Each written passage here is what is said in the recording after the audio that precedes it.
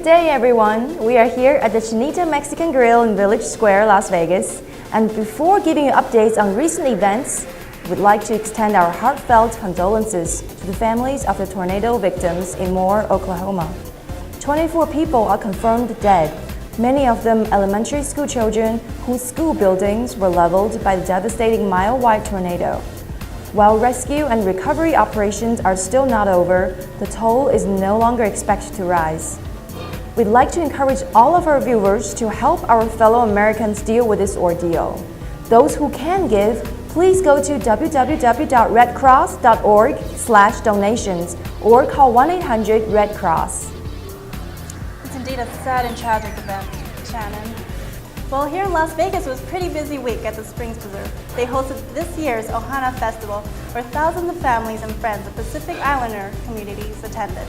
The Little Grass Shack delivered their 3-hour radio program feed from the Springs Preserve, while an array of Hawaiian and Polynesian performers entertained the crowd.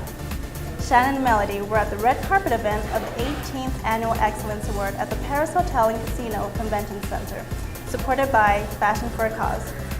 When we return, we'll be showing you some clips of these events, so stay tuned.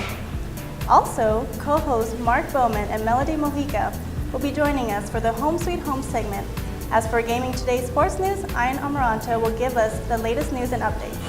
Rutherine will be joining my favorite segment, Dish of the Week, as Shannon introduces a new branded segment on VAsian Global News.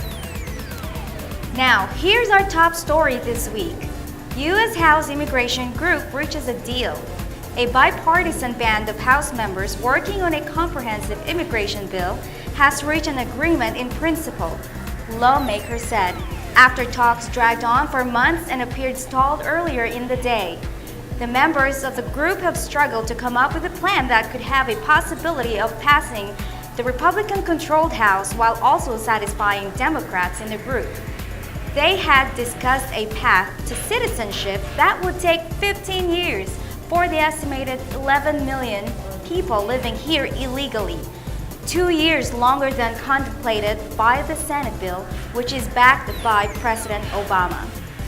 But a few final details, including health coverage and temporary workers, have eluded resolution in recent weeks and threatened to block any final deal.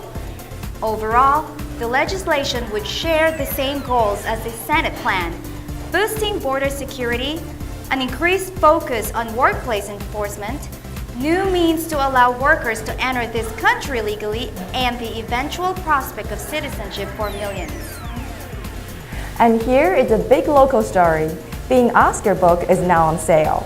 Oscar Goodman, a mob lawyer with a roster of clients that reads like a who's who of organized crime and former 12-year mayor of Las Vegas, tells the truth, the whole truth, and nothing but the truth, in his candid autobiography released recently.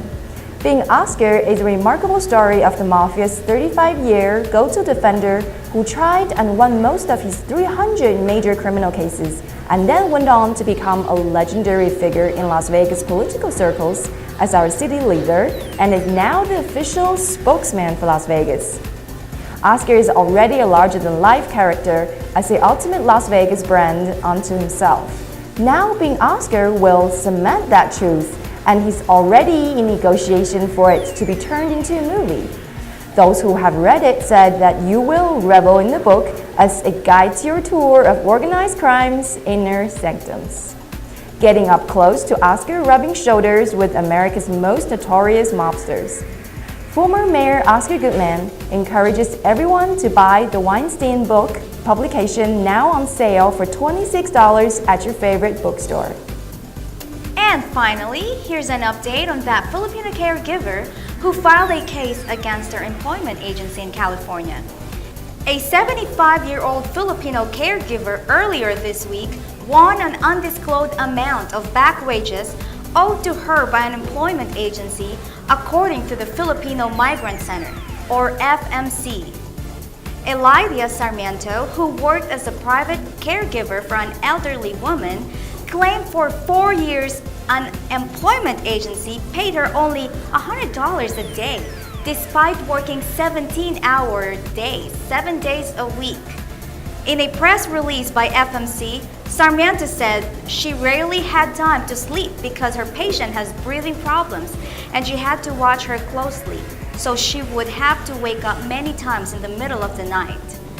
With the help of the FMC, Sarmiento filed a wage claim against her employer with the Division of Labor Standards and Enforcement Office in Van Nuys for minimum wage violations. Joanna Concepcion, an FMC official, said that in the state of California, Sarmiento is qualified to receive $8 per hour as a caregiver.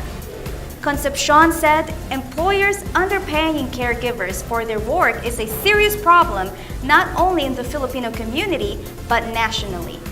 In California, there are about 200,000 domestic workers and 93% of them are women. This is Rutherine Umali reporting for VAsian Global News. We love to hear your feedback from our viewers, so please feel free to email us at VAsianGlobalNews@VAsianTV.com, and we'll even send you a free gift. I'm Nancy Monsay reporting for VAsian Global News. Now, stand by for my favorite segment, Dish of the Week. Stand by for Home Sweet Home with Mark and Melody. And this is Shannon Yang. Don't go away, we'll be right back.